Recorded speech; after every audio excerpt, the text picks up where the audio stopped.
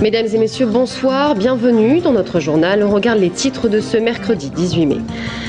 De nouveaux témoignages dans l'affaire Nicole Brossard. Souvenez-vous, le 31 mars dernier, cette femme d'une cinquantaine d'années avait été poignardée de plusieurs coups de couteau à Blois. Les pêcheurs de la Loire sont inquiets. La sécheresse trouble la faune aquatique. Les poissons ont du mal à se reproduire, mais aussi à se nourrir. Les antidépresseurs participeraient à la production de nouveaux neurones indispensables pour lutter contre le stress. Des chercheurs tourangeaux viennent de publier une étude dans une revue américaine. Et puis ce soir, je recevrai Jean-Christophe Romantin à l'occasion de la sortie de son livre « Mon village dans un monde global ». Et puis à la fin de ce journal, notre invité de la rédaction sera Renaud Donodieu de Vabre. Du nouveau dans l'enquête du meurtre de Nicole Brossard, une femme d'une cinquantaine d'années qui avait été retrouvée poignardée dans son garage à Blois. Le coupable pourrait être un jeune homme âgé entre 20 et 25 ans qui aurait agressé quelques jours avant le meurtre des lycéens au lycée Camille Claudel. Des éléments à considérer bien sûr avec prudence. Maxime Kemener a recueilli le témoignage de l'un d'eux. Les enquêteurs de l'affaire Brossard ne veulent négliger aucune piste.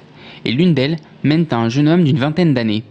Dans les semaines précédant le massacre, plusieurs lycéens ont été agressés aux abords du lac de la Pinsonnière, près de l'appartement de mademoiselle Brossard. Plusieurs de ces adolescents ont été entendus par la police judiciaire de Tours chargée de l'enquête et leur témoignage a permis de dresser un portrait robot de leur agresseur. Il a une belle cicatrice sur le biceps gauche, une barbe de 3 jours, pas touffue mais qui prend bien le visage, les yeux marrons, typé maghrébin, il a surtout une capuche quand tout se passe. Il avait aussi une arme blanche, il avait un couteau. Des éléments précieux pour les enquêteurs qui semblent piétiner. La PJ dispose notamment de photos prises le soir du meurtre par le distributeur où le meurtrier a utilisé la carte de crédit de sa victime. Si un des lycéens a cru reconnaître la veste de son agresseur sur ces photos, aucun n'a été catégorique lors de ces séances d'identification. Ils m'ont montré beaucoup de photos, notamment venant d'un distributeur automatique. Il m'a demandé si c'était à cette personne-là que mon agresseur ressemblait, j'ai répondu que non. Et dans les fichiers de la police de Tours, j'ai reconnu quelqu'un, mais bon, ça ne peut pas être lui, étant donné qu'il est nettement plus âgé que la personne qui m'a agressé. L'enquête n'est pour l'instant pas finie et l'hypothèse de l'agresseur du lac n'est qu'une piste parmi d'autres. La PJ et le procureur de la République de Blois ont lancé un appel à témoins pour essayer d'y voir plus clair. Une collégienne agressée au collège Pierre Corneille. La jeune fille en classe de 6e aurait été victime de strangulation de la part d'une de ses camarades. Les parents ont décidé de porter plainte et disent leur colère concernant la sanction peu sévère, selon eux, prise par le directeur d'école. 3 jours d'exclusion et une audition en commission de vie scolaire. C'est cette commission qui décidera d'ailleurs du sort de cet élève. La faune aquatique dérangée par la sécheresse. Les pêcheurs du bord de Loire sont unanimes. Les poissons ne mordent plus. En cause, la sécheresse qui fait diminuer les niveaux d'eau. Une situation qui a un impact important sur la reproduction des poissons et leur difficulté à se nourrir. Sébastien Branger. Ah, ils veulent pas. Il y a eu trop de pollen. Trop de descente de pollen. Alain pêche sur les bords de Loire, à 2 pas du pont Wilson, depuis plus de 40 ans. La sécheresse qui sévit en ce moment sur un grand quart ouest de la France compromet sérieusement sa passion. Les prises se font rares, la pluie ne tombe pas, mais l'inquiétude gagne les amoureux de la pêche comme Alain. Bon, j'ai connu des périodes assez sèches, voyez-vous, des hivers assez froids, des étés assez secs, mais ça n'a jamais été jusqu'à ce point-là. Les fleuves vont pratiquement être à sec et bon, bah, c'est une catastrophe, c'est une véritable catastrophe. Pour la simple et unique raison, c'est que tout le biotope va complètement se désagréger et bon, bah, le poisson n'ayant plus rien à avaler, bon, automatiquement, bon, bah, il va fuir dans les grandes profondeurs. Et c'est là tout justement qu'on risque de retrouver des mortalités impensables. Une simple balade sur les bords de Loire suffit à se rendre compte de l'ampleur de la sécheresse. Les bancs de sable se multiplient, les petits cours d'eau s'assèchent et les poissons nagent dans quelques centimètres d'eau.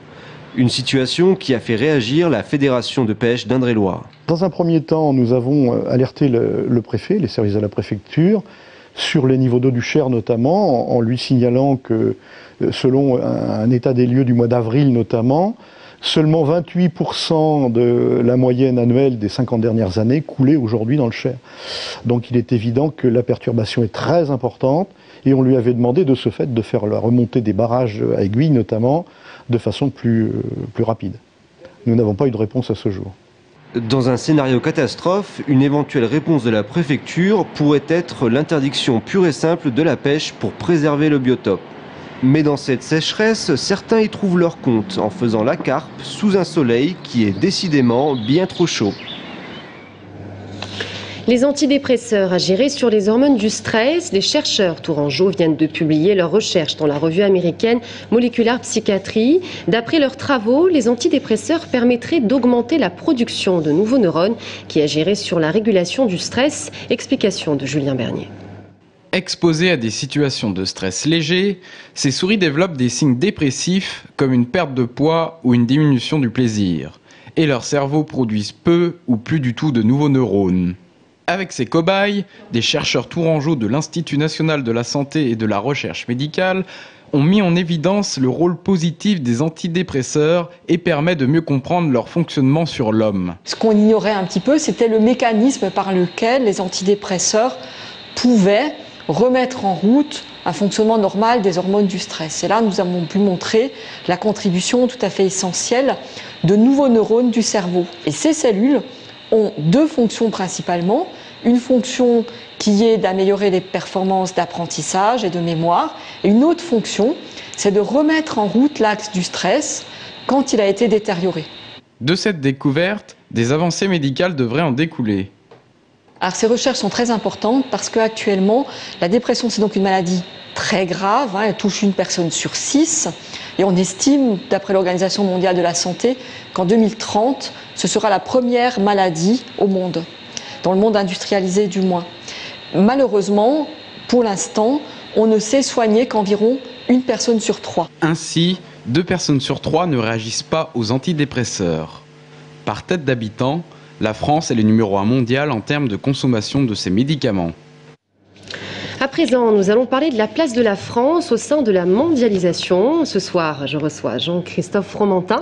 Merci d'être venu. Vous nous présentez votre livre « Mon village dans un monde global ».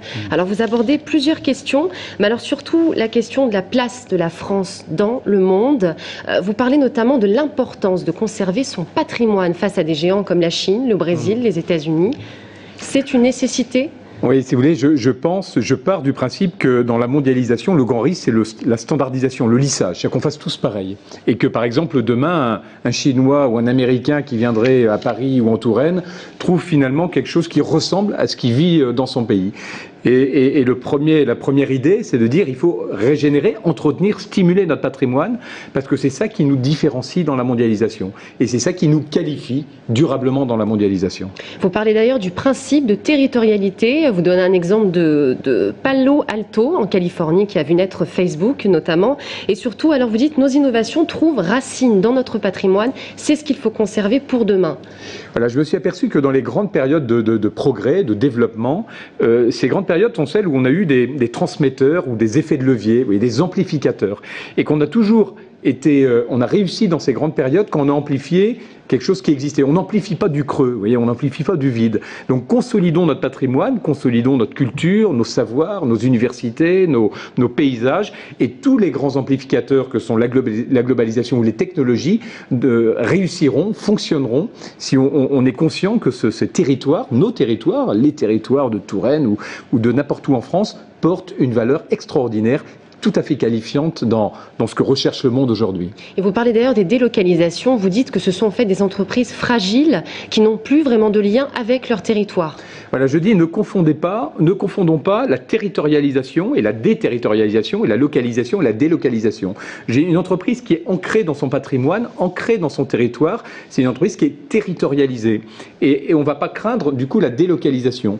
Par contre, une entreprise qui s'est déconnectée qui est une entreprise qui n'est plus en relation avec le territoire, devient une entreprise qui peut se localiser n'importe où. C'est ce qui favorise l'économie hors sol. Absolument. Et je dis attention à cette économie qui pourrait se mettre en gravitation au-dessus du sol et qui finalement, si elle est plus attachée à ses racines, attachée à son patrimoine, attachée à un territoire, est une économie qui devient apatride et qui va nous échapper ou qui peut nous échapper. Donc c'est bien ça, créer de la valeur et surtout la valeur est dans les territoires. C'est le principe de reterritorialisation que vous abordez dans votre livre. À ne pas confondre avec la centralisation. Vous insistez sur ce point. Je dis aussi, on nous dit régulièrement, il faut décentraliser, etc. Mais je dis attention, la richesse, elle n'est pas à Paris. Et finalement, quand on dit décentralisons, c'est comme si on voulait un peu mettre de la richesse parisienne dans les territoires. Je dis non, c'est l'inverse. Ce sont les territoires qui ont la richesse. Parce que notre patrimoine, nos paysages, nos cultures, nos savoirs sont ancrés dans nos territoires. Donc je dis, réinvestissons les territoires, reterritorialisons. Et puis, c'est finalement à partir de là qu'on retrouvera un modèle de développement vertueux, efficace, compétitif dans la mondialisation. Si on recentre tout, si on centralise à outrance, pour faire des économies souvent, on risque quelque part de perdre cette valeur patrimoniale qui est dans toutes nos régions, dans tous nos territoires. Et alors toujours dans cette logique, ensuite vous parlez de la coopération et du partage, notamment à l'échelle locale. Voilà, je dis finalement la nouvelle économie, celle de l'économie collaborative, l'économie 2.0, c'est une économie du partage. Vous voyez, le grand principe des systèmes d'information, c'est qu'on partage mieux. On partage de la connaissance, on partage de l'entraide, on partage des savoirs, on partage de la recherche. Vous proposez d'ailleurs la création d'un fonds de développement du patrimoine qui serait créé au niveau régional avec une participation des élus et en même temps de la région. Et des citoyens et des habitants. Je donne l'exemple d'une région qui a fait un grand emprunt obligataire pour régénérer de l'économie, du développement, du patrimoine et qui a fait un grand appel à l'épargne publique et ça a très très bien marché. Et je dis à chacun de se réapproprier aussi avec les politiques, au sens noble du terme, à se réapproprier une ambition, une grande ambition pour nos territoires. Il y a une petite phrase dans le livre de Léopold Sédar Senghor que vous dites « Le monde d'aujourd'hui, c'est le grand rendez-vous du donner et du recevoir ». Ça résume bien votre livre finalement? Oui, parce que j'ai peur, vous voyez, on met trop la mondialisation comme un marché où on achète et on vend. Et je trouve cette phrase de Senghor très belle qui dit « Avant de vendre et d'acheter, on va donner et recevoir ». Et je crois que si on crée un monde qui partage, on aura un monde où chacun trouvera ses axes de compétitivité. Merci beaucoup Jean-Christophe Romantin. Je rappelle votre livre « Mon village dans un monde global ». C'est la fin de ce journal. Merci à tous de l'avoir suivi. On se retrouve dans un instant avec l'invité de la rédaction, Renaud Donodieu de Vabre. À tout de suite.